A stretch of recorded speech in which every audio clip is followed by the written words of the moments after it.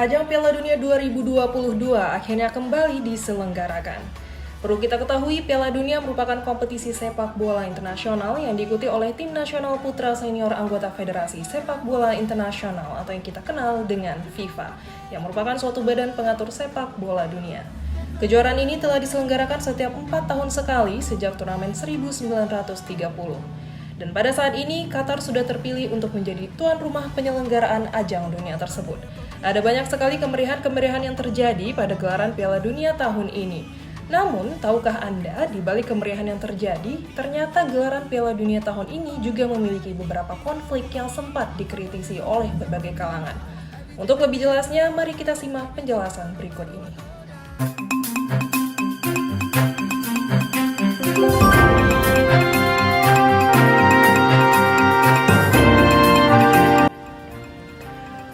Penyelenggaraan Piala Dunia di Qatar memicu beberapa perdebatan, khususnya terkait pelarangan akan beberapa hal kebiasaan dunia barat untuk tidak dilakukan di negara Qatar. Salah satunya yaitu kebijakan mengenai pelarangan memakai atribut LGBT di ajang Piala Dunia tersebut. Kebijakan yang sudah disetujui oleh pihak FIFA selaku penyelenggara rupanya masih ditentang oleh anggota negara FIFA lainnya seperti Jerman, Inggris, dan Denmark, yang bahkan sampai mengancam akan keluar jika tidak dicabutnya kebijakan tersebut. Oleh karena itu, FIFA akhirnya melunak dan mencabut larangan akan kampanye LGBT. Melalui pemaparan selanjutnya, kami akan mengulas lebih dalam lagi dengan melihat bagaimana sudut pandang dari etika filsafat memandang persoalan tersebut.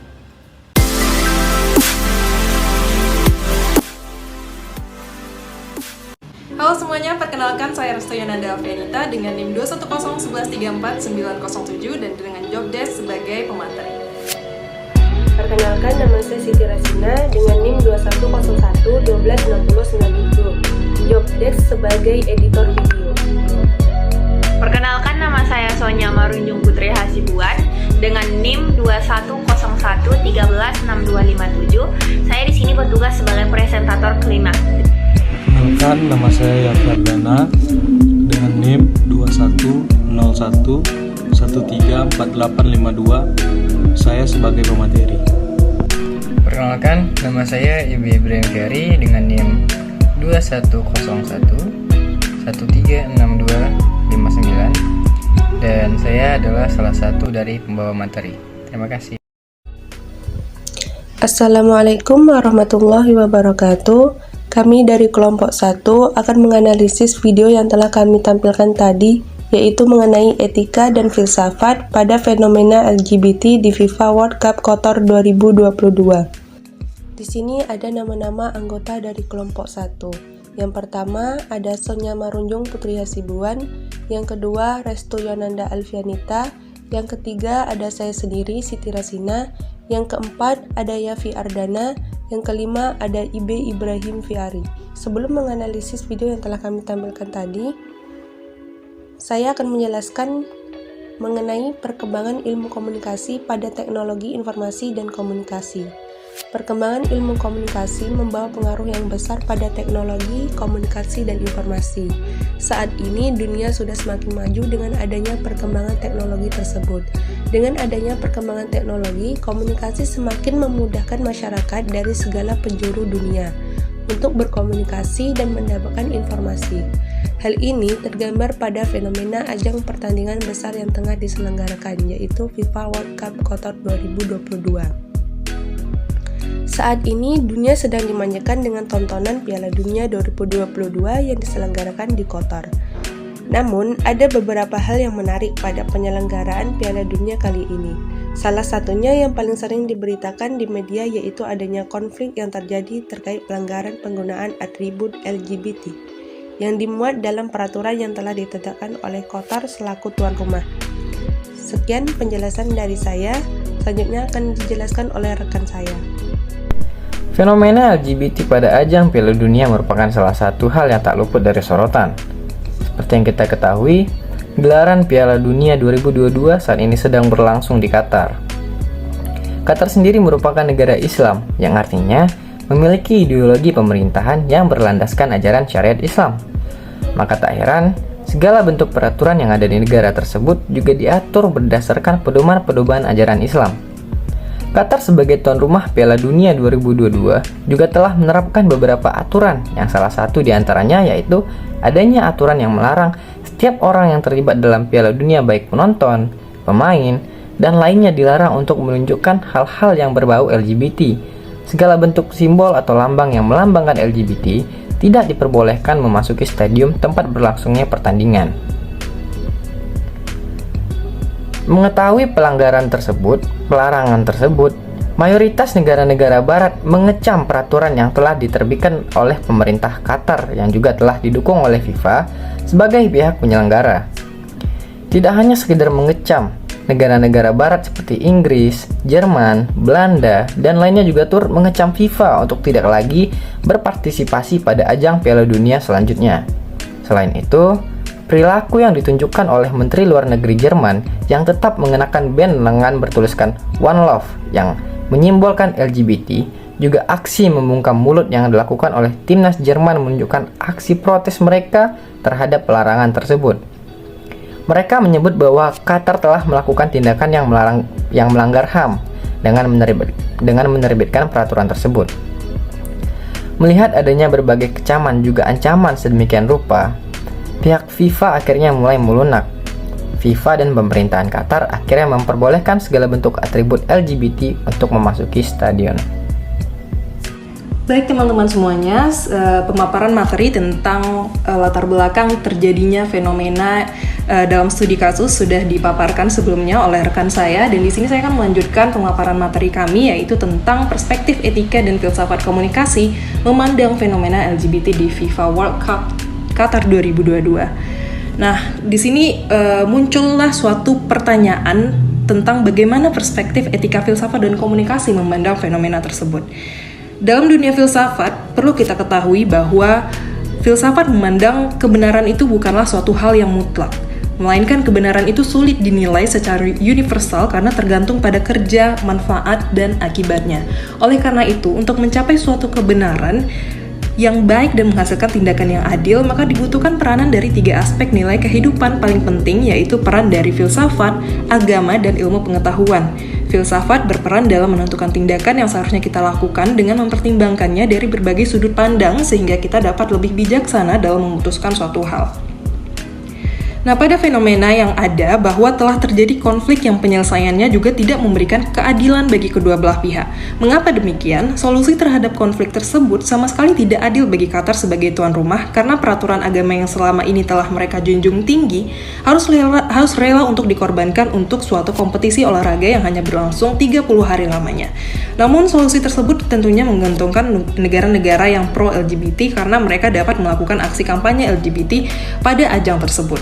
Nah, lantas bagaimanakah seharusnya yang terjadi saat ini? Bagaimanakah suatu tindakan yang dianggap sebagai tindakan yang adil, bijaksana, dan baik bagi segalanya?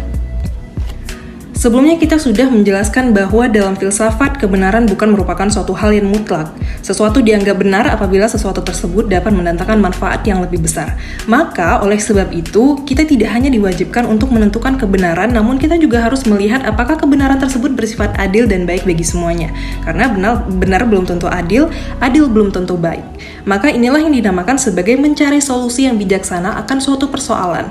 Solusi yang bijaksana merupakan solusi yang didapatkan dari pertimbangan segala sudut pandang yang kita namakan sebagai aktivitas filsafat. Nah, di sini kita akan membahas tentang bagaimana mempertimbangkan segala sesuatu dari sudut pandang, terutama bagaimanakah hubungan dari filsafat itu dengan ilmu pengetahuan sebagai sudut pandang dan juga agama, tentang fenomena LGBT di FIFA World Cup Qatar 2022.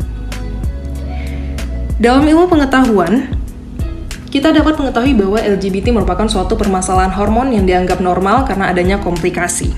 Kaplan, Sadok, dan Greb menyebutkan bahwa terbentuknya LGBT disebabkan beberapa faktor yaitu faktor biologis seperti kromosom, hormon, struktur otak, genetik, kemudian juga disebabkan oleh faktor psikososial atau berasal dari keluarga. faktor lingkungan, dan faktor trauma. Orang yang mengidap gangguan ini juga tidak dapat mengelak dari hal tersebut. Gangguan ini juga bukan berasal atas kemauan pribadi, sehingga hal inilah yang menjadi suatu pembenaran bagi kaum LGBT untuk memperoleh hak kebebasan mereka. Dan mereka menyebutnya sebagai suatu hak asasi manusia yang harus diperhatikan. Inilah yang menjadi penyebab kaum LGBT dan kaum yang pro-LGBT terus mengkampanyekan komunitas tersebut agar khalayak luas dapat menerima mereka. Nah, akan tetapi dalam sudut pandang agama, perilaku LGBT tetap dianggap sebagai suatu perbuatan yang menyimpang karena keluar dari fitrahnya sebagai manusia. Bahkan semua ajaran agama pun sepakat akan hal tersebut. Jadi tidak hanya ajaran agama Islam saja yang memandang bahwa LGBT itu merupakan suatu tindakan penyimpangan, namun semua agama itu sepakat bahwa LGBT merupakan suatu tindakan yang menyimpang atau keluar dari fitrahnya sebagai manusia. Nah, berdasarkan pernyataan tersebut, maka kita sudah mendapatkan dua sudut pandang yang dapat menjadi acuan terhadap konflik yang terjadi pada ajang Piala Dunia tersebut. Kedua sudut pandang tersebut ternyata saling bertolak belakang, sehingga hal inilah yang saat ini masih menjadi suatu perdebatan akan tindakan apakah yang paling sesuai untuk menyikapi fenomena LGBT ini. Maka dalam pembahasan kali ini, selain kita menganalisis persoalan tersebut dari segi filsafat, kita juga akan melakukan analisis etika yang nantinya dianggap dapat memperoleh jalan keluar dari persoalan yang ada. Nah, keterkaitan antara etika dan filsafat juga mencari kebenaran mengenai persoalan yang ada dengan mempertimbangkan nilai-nilai dan aspek moral agar terwujudnya kebenaran yang dapat diputuskan secara bijaksana. Perlu kita garis bawahi, yaitu mencari kebenaran mengenai persoalan dengan mempertimbangkan nilai-nilai dan aspek moral untuk memperoleh kebenaran secara bijaksana. Maka inilah analisis etika dan filsafat kami pada studi kasus kali ini yang akan dijelaskan oleh rekan saya selanjutnya. Baiklah, di sini saya akan menjelaskan analisis etika dan filsafat pada fenomena LGBT di FIFA World Cup Qatar 2022. Sebelumnya kita sudah membahas bagaimana filsafat memandang LGBT yang berdasarkan perspektif ilmu pengetahuan dan agama yang masih menimbulkan perdebatan. Maka untuk mengenai perdebatan ini, etika dapat menjadi salah satu solusinya. Perlu kita ketahui, etika adalah nilai moral dan norma yang menjadi pedoman baik bagi suatu individu maupun suatu kelompok dalam mengatur tindakan atau perilaku. Etika juga berarti konsep penilaian sifat kebenaran atau kebaikan dari tindakan sosial berdasarkan kepada tradisi yang dimiliki oleh individu maupun kelompok. Terlebih lagi, ajang tersebut merupakan ajang olahraga yang seharusnya fokusnya hanya pada kegiatan olahraga saja, tanpa harus adanya kampanye-kampanye lain yang tidak sesuai dengan tema dari ajang tersebut. Kita mengetahui bahwa Qatar merupakan tuan rumah untuk penyelenggara Piala Dunia 2022. Qatar merupakan negara Islam yang menerapkan ajaran yang berasal dari nilai-nilai agama Islam yang juga diterapkan dalam peraturan yang berlaku di negara tersebut. Maka hal ini berarti nilai moral dan norma yang ada di sana berpedoman pada ajaran Islam. Dalam ajaran Islam, tindakan LGBT dan tindakan yang dianggap mendukung LGBT merupakan suatu hal yang dilarang. Inilah yang kemudian juga diangkat sebagai peraturan yang diterapkan oleh Qatar selaku tuan rumah dalam ajang Piala Dunia. Maka sudah sepatutnya negara-negara lain yang datang sebagai tamu menghormati peraturan dari tuan rumah yang memiliki etika yang baik ketika berada di sana dengan tidak melanggar peraturan yang telah disepakati. Apalagi kampanye tersebut diadakan dalam negara yang menentang keras tindakan LGBT. Namun, nyatanya masih banyak negara-negara pro-LGBT yang tetap memandang bahwa Qatar telah merenggut hak asasi mereka dengan adanya pelarangan tersebut. Akan tetapi, perlu kita ketahui, aturan tersebut sama sekali tidak merenggut hak asasi kaum LGBT, karena mereka tetap dapat mengikuti dan menonton pertandingan di dalam stadion. Namun yang dilarang adalah mereka tidak boleh memperlihatkan tindakan yang menggambarkan LGBT seperti membawa atribut dan lain sebagainya. Sekian dari saya, terima kasih. Untuk materi selanjutnya adalah terkait solusi masalah pada fenomena LGBT di FIFA World Cup Qatar 2022. Berdasarkan pemaparan sebelumnya, maka tugas utama kita yaitu bagaimanakah langkah yang paling tepat dan bijaksana untuk mengatasi konflik yang terjadi dengan memberikan solusi yang adil. Hasil diskusi kelompok kami dengan berpedoman pada beberapa sumber artikel jurnal menyimpulkan bahwa solusi yang paling sesuai adalah antara kedua belah pihak, yaitu Qatar sebagai tuan rumah adalah juga negara-negara yang pro LGBT hendaknya saling menunjukkan sikap saling hormat menghormati dengan cara yang pertama adalah Qatar tetap dapat memberikan izin memasuki stadium bagi kaum LGBT, tapi dengan syarat mereka tidak menunjukkan segala macam tindakan yang menyimpulkan LGBT, melainkan hanya fokus kepada pertandingan saja. Karena menurut kami sendiri, solusi yang kami tawarkan ini sudah menimbang bahwa Piala Dunia ini kan merupakan ajang olahraga khususnya sepak bola yang berlangsung selama kurang lebih 30 hari. Oleh karena itu, alangkah baiknya apabila kita seharusnya hanya berfokus kepada pertandingan tanpa adanya fokus-fokus lain yang dapat memecah belah. Hal ini sesuai dengan slogan FIFA, yaitu Football Unites the World. Nah, untuk solusi yang kedua adalah mereka yang pro terhadap LGBT juga harus menunjukkan sikap respek atau hormat kepada Qatar selaku tuan rumah dengan mematuhi segala peraturan yang ada.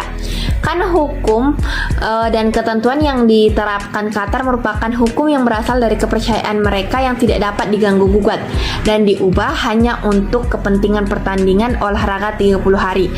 Maka dari itu, untuk menjaga ketegasan hukum tersebut, hendaknya negara-negara yang hadir sebagai tamu dapat menunjukkan rasa hormat mereka.